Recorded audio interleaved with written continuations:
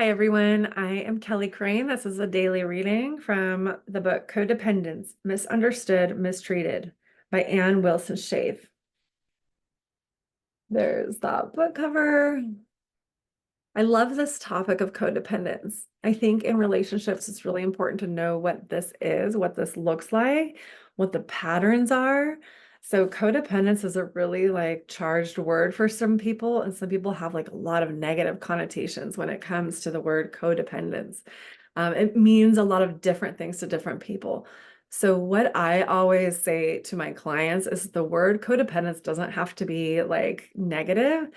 What it could mean and how I take it to mean is that when we're kids, we adapt to our environments by creating certain emotional beliefs and behaviors.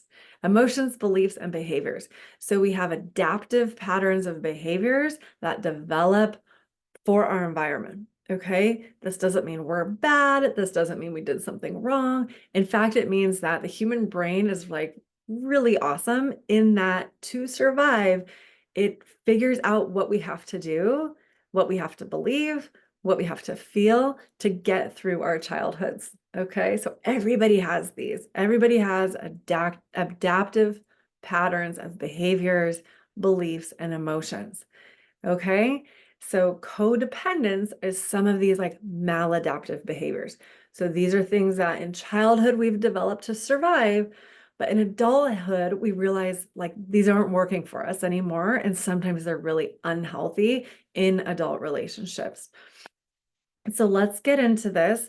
Today's passage is about confused thinking, which we're going to relate to anxiety and control, attempts to control. Okay, let's get into it.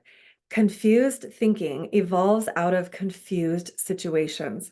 When dishonesty in families is the norm, there is confusion about what is really happening, who said what is real, etc. In the face of this kind of confusion, the human brain tries to make sense of its situation and figure it out. As we see in recovery, figuring it out is a subtle attempt at control and is almost always ineffective. There is a strong belief that if I can just figure things out, everything will be all right and I will be all right. Figuring things out almost always involves both obsessive thinking patterns and a kind of grandiosity, the belief that it is possible to make sense out of confusion, even when confusion is the norm. Okay, so here we see in family, it says when dishonesty in families is the norm. Okay, so what might that look like? Dishonesty in families.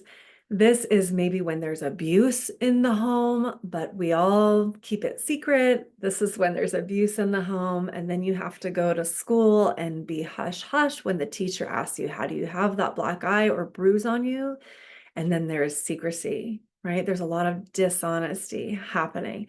This is when you're a child and you're seeing one or both parents be unfaithful to the other parent, and then having them say to you, don't tell your mom, don't tell your dad, right? Now it's like we're just creating this bigger sense of dishonesty that now as a child, we don't want to betray our parents. So we're forced to kind of keep secrets, right? But that leaves us feeling like, okay, well, what is happening here? The abuse that maybe I'm receiving, right? And my teacher's asking me about, and my dad or mom is telling me to keep quiet about. Is that bad? Is it really even happening? Right? We start kind of questioning our own reality. So this can get really confusing. As an adult, we can be confused by this, but think about this in the mind of like a 4-year-old, a 5-year-old. How do they make sense of this stuff? They can't, right? This is very confusing for them. So this leads to this idea of figuring it out. If I could just figure out what the heck is happening here, then maybe I'll be okay. Maybe I'll feel better. And this is a adaptive pattern that we have to develop in childhood to be able to survive our childhoods. But in adulthood, if we're still going on with these patterns of behavior and thinking, it's going to cause some problems in our adult relationships. So how would this manifest? So think about, okay, if something is happening at me as an adult, right? If something is happening in my relationship, in my family, that feels a little bit off. If I'm in a relationship where maybe my spouse is telling, like gaslighting, like telling me a little bit about, how I should see things or how the reality is and how I've misperceived something, right? It's going to just like activate this adaptive pattern from childhood again, where I'm going to feel like I have to figure it out. What does this mean?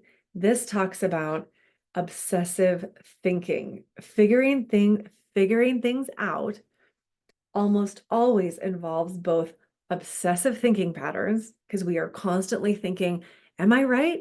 Is this right? Are they right? Who's right here? I don't know what's going on. Right. And so we're constantly thinking and questioning our reality. Okay. Obsessive thinking patterns. And then a kind of grandiosity, the belief that it's possible to make sense out of the confusion. So we think this idea of, if I can figure everything out, then I'll be okay. This is where the control and anxiety comes in. Because what is it? If I can figure it all out, right, then I can control everything. Then it'll feel better. So I can control the environment. I can control my reality. If I could do that, then I'll be okay. The problem with that is that we don't have control. Oh, we have control over very little in our lives. And that idea increases our anxiety, okay? Because if we don't have control over things, then everything's going to feel really confusing. And if I can't figure things out, then my anxiety is going to skyrocket. Because what does that mean? That puts me in that little tiny 5-year-old mind where everything felt really big and scary and confusing. Okay, what is the answer here? So some with codependence get into like 12-step programs. There's one called CODA. If you're interested in that at all, it's CODA, coda.org. Has tons of information about codependency, a lot of literature you can look at. It is a 12-step program of recovery. In the 12-step philosophy, there's this idea of a higher power. So if you're not religious, like that's okay. You don't have to be religious. It's this idea of there is something else that's bigger than me handling all of it.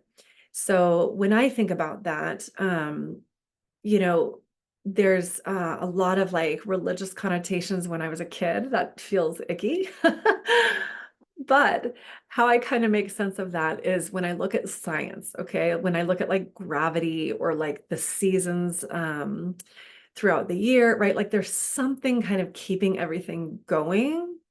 There's some order in the universe that these rules, these scientific rules are like following. And if I put myself kind of in that pattern of rules and order, that is some kind of higher power than me that's managing everything. So if I can say to myself, look, I don't know what's going on. Maybe I can't control all of these situations. Maybe there's still a lot of confusion for me. But the fact is, I can't figure it all out. I don't have the brain capacity to figure everything out. I just don't, let alone have control over all of it. Do I have control over the seasons? No. So I'm going to just enter myself into the fabric of the universe, into this like order of things, to have the faith and belief that even if I don't know every little thing that's happening, it's all following this kind of greater order of things. When I think that way, my anxiety decreases, because then what? I don't have to obsessively think about making everything make sense. I just kind of let it go to the natural order of the universe. Okay, that's what I do. So a lot of people who are religious, they will say God handles it, right? Or Allah or Krishna, right? Like it's in the hands of these different deities to kind of manage everything. Okay. If religion is not your thing, like I get that. Okay. I just want you to be kind of open to the idea of like if I'm not managing everything in the world, which I'm not managing everything in the universe. I can't even manage my own heartbeat or like anything, right? Like I said, the things we can control are very small, very few. So how do we kind of make sense of this? We have to let it go to somewhere, or else the anxiety is going to just eat us alive because we can't control all of this stuff. Okay, so just be open to that idea. Think about this idea in this reading of confusion. Okay, go back to your own childhoods, your own 4, 5, 6-year-old self. What was happening in your family then? Was it just even like a divorce happening? Maybe there was no abuse. Maybe there was nothing like bad happening, but maybe your parents were getting a divorce. And what does that do? That's super confusing to a child, right? It's like both my parents were here and now we're separate. Like, what's happening?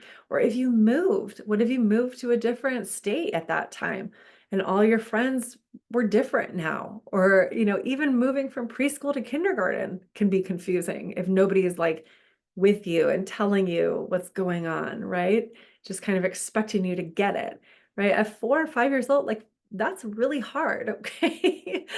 So there's a lot in our youth that feels confusing.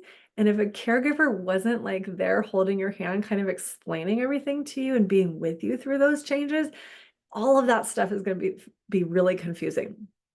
And as an adult, things can trigger that, right? So we go back to this kind of helpless 4 or 5-year-old where everything felt really confusing. And we have this idea that, oh my God, I have to figure this out. I have to figure this out on my own. Nobody's telling me what's going on. I have to figure this out. And as an adult, we can fall into this too. So a few just things to reflect on and think about today. Look at your own childhood. What was confusing for you? And then this idea of like, can I let it go? Can I let these things go to some power greater than myself that has it all kind of in order? And maybe really believe, really come to some kind of understanding that like I can't control everything. So I have to do something with that. We have to resolve that for ourselves. And one way people do this is through this belief in a higher power. So consider this, and yeah, I'll see you next time.